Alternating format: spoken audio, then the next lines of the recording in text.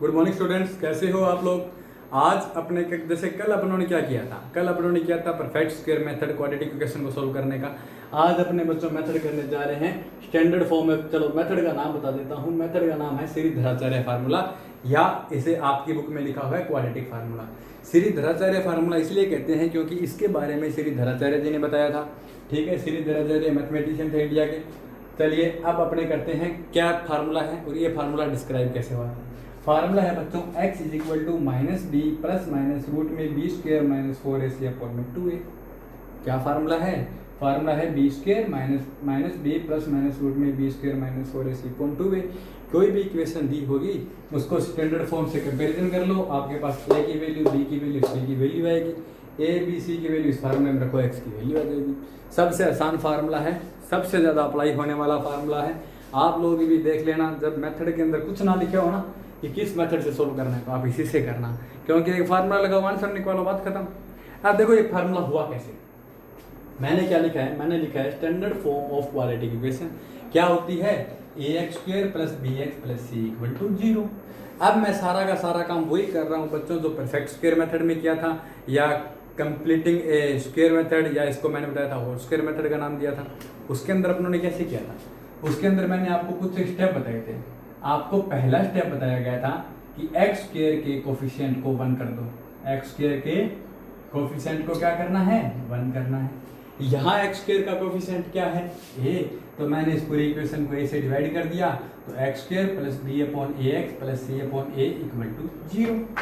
ठीक है, दूसरा काम क्या था?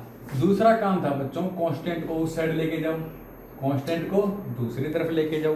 कल मैंने सारे स्टेप लिखवाए थे ना, वो देखिए। यहाँ कांस्टेंट क्या है? c अपॉन ए, इसको इधर ले गया तो माइनस c अपॉन ए आ गया। तीसरा काम क्या है बच्चों? x का कोफिशिएंट। किसका कोफिशिएंट? x का कोफिशिएंट। कौन सा x का कोफिशिएंट? b अपॉन ए।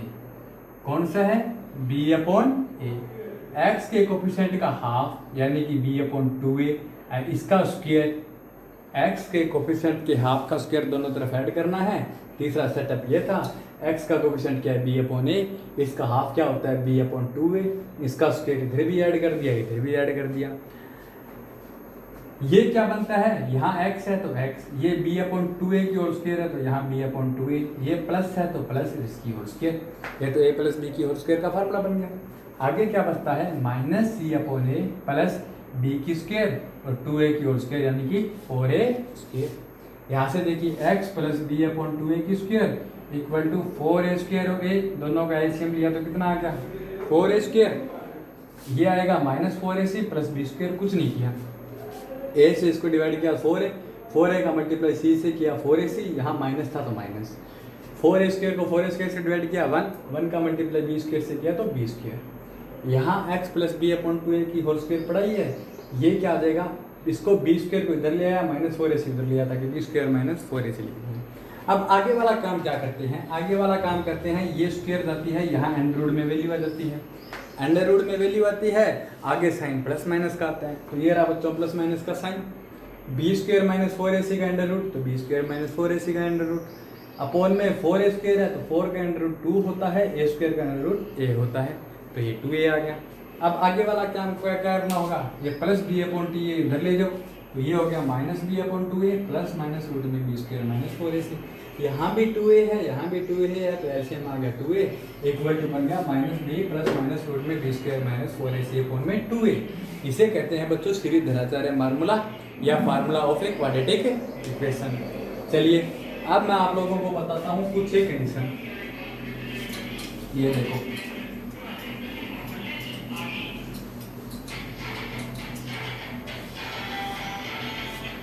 यहाँ देखो, यहाँ से x की वैल्यू आ गई minus B plus minus root में B square minus 4ac upon 2a।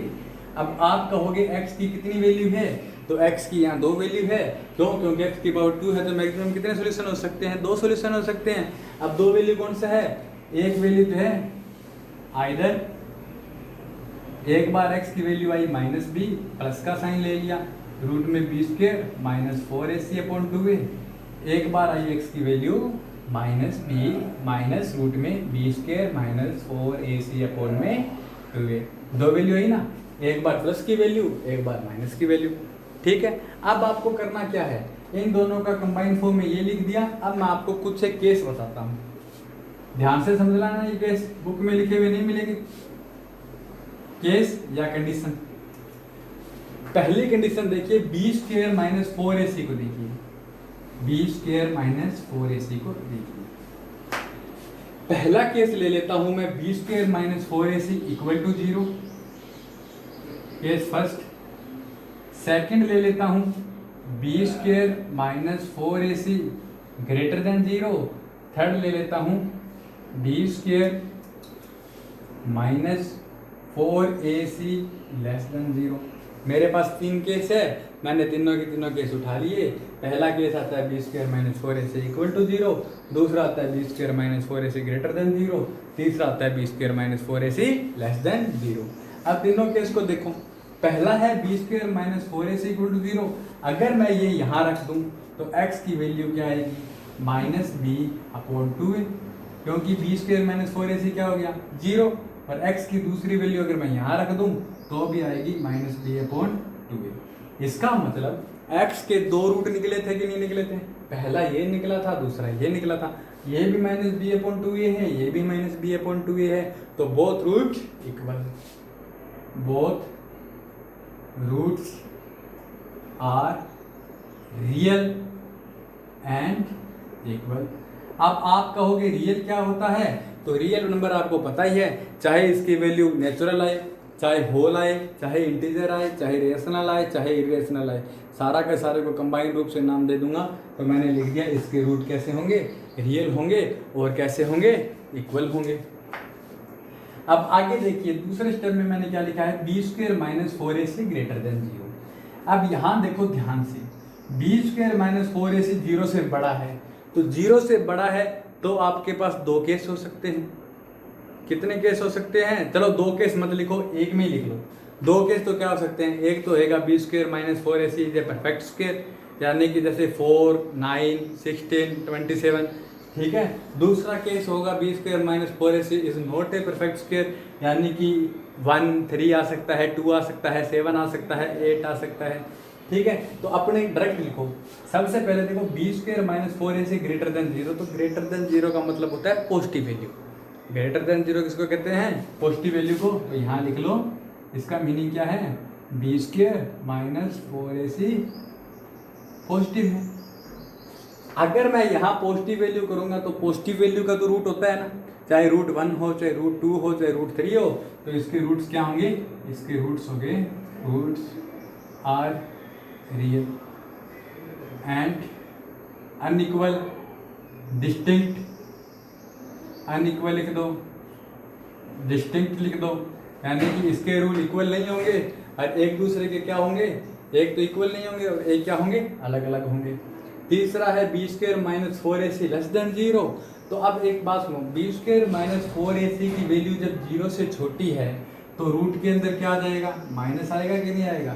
इसका मीनिंग क्या होता है, इसका मीनिंग होता है B square minus 4ac negative, 0 से छोटी वैल्यू है तो इसका मतलब कैसी वैल्यू है, नेगेटिव। अब एक बात सुनो, यहाँ है बच्चों माइनस बी, यहाँ है प्लस माइनस, यहाँ है रूट में नेगेटिव। रूट में नेगेटिव क्या होता है, इमेजिनरी। रूट में नेगेटिव क्या होता है, इमेजिनरी।